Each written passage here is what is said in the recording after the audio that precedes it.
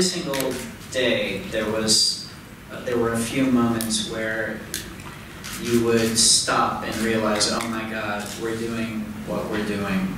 Whether it was seeing C-3PO through the lens or realizing that you're on the Millennium Falcon set. But from the very first day, the most amazing thing to me was how, for the majority of the day, the fact that it was Star Wars vanished. And it just felt like working on one of our films. And you're just trying to work with the actors and make the scene work and make the story work.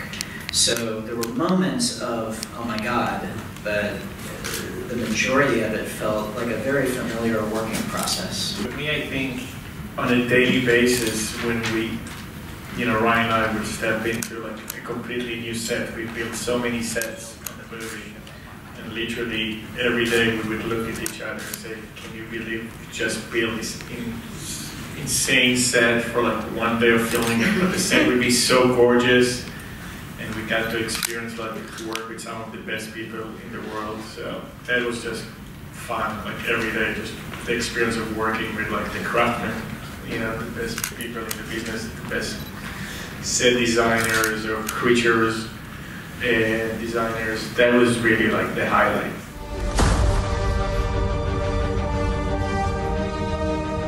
No, we had freedom coming into it. I was given the script for The Force Awakens, and I was able to see the dailies that they were filming. And then it was just a matter of figuring out what happens next, what happens next with these characters. And we were able to very freely and organically figure out what made sense and where it goes, which I think was the best way to approach it. And it made the writing of it feel, for me, very similar to the writing of my other movies.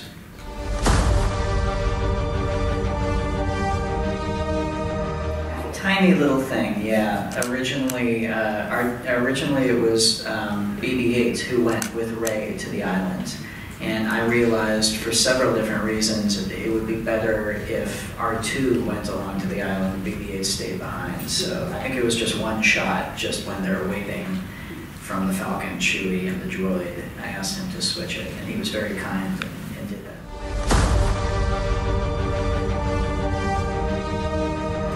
Oh, Mark had a lot of ideas about what happened. Which was wonderful. And, I told Mark, I said, this is not necessarily going to enter the canon, but let's talk about what the journey was between then and now. And I wanted him to feel ownership over the arc of the character.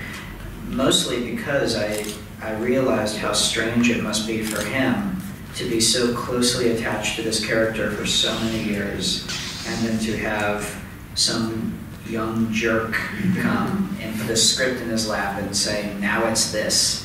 And I was very conscious of how difficult that must be. And so through collaboration with him on the part, but also through talking about his backstory, I wanted to do anything I could to give him ownership over the part and to help him feel attached to where the character ended up and how he got there. And so if that meant him coming up with a story, even if it's just for in his head of what Luke's path was, that seemed like a very good thing to do for me.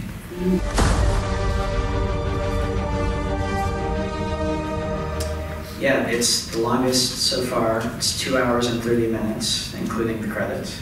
And the choice was, that's how long the movie was. And so we reached a point where we realized, pacing-wise, it felt very good, and it didn't feel long. It felt like if we wanted to get it even any shorter, we would be compromising some of the characters and some of the journeys. We didn't want to do that, and we felt like the movie felt like a good length. So its total running time is long. Its perceived running time, I hope, is shorter.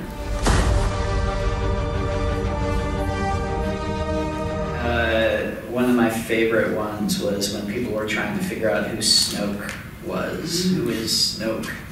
And do you remember I think it's in Attack of the Clones, where Anakin is having dinner with Padme, and he slices the fruit.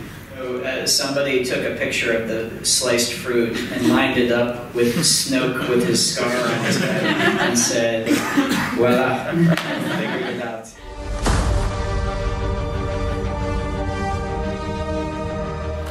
I mean, you're right, every single day. I'll tell you, it's funny.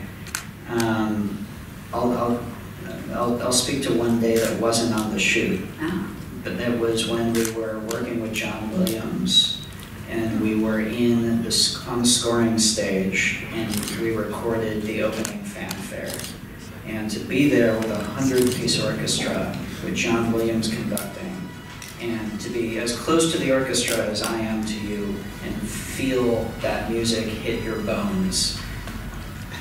It was amazing, and at the end of a process that had been filled with magical moments, that was just maybe the topper.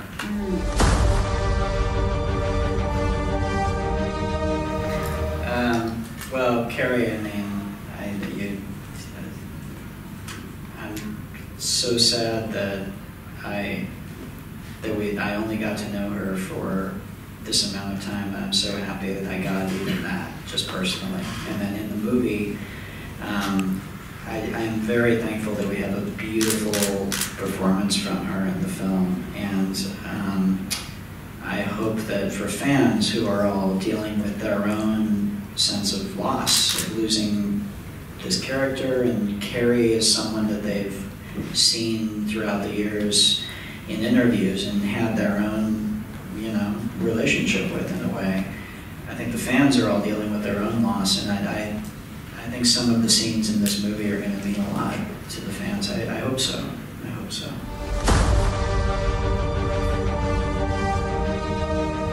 Yeah, but yeah, it would have been very fun to to work with Harrison Ford. But at the same time, for me, when I was a kid, it was kind of perfect, because for me as a kid, Luke Skywalker was the character that I connected with the most.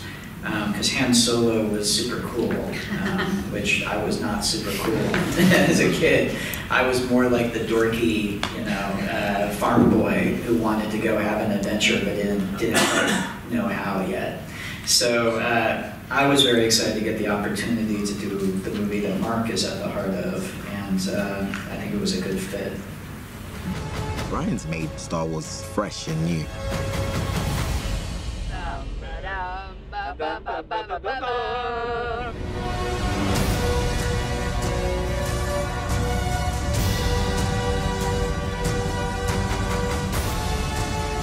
I'm hoping it'll be a little shocking, but I'm hoping it'll feel real and honest.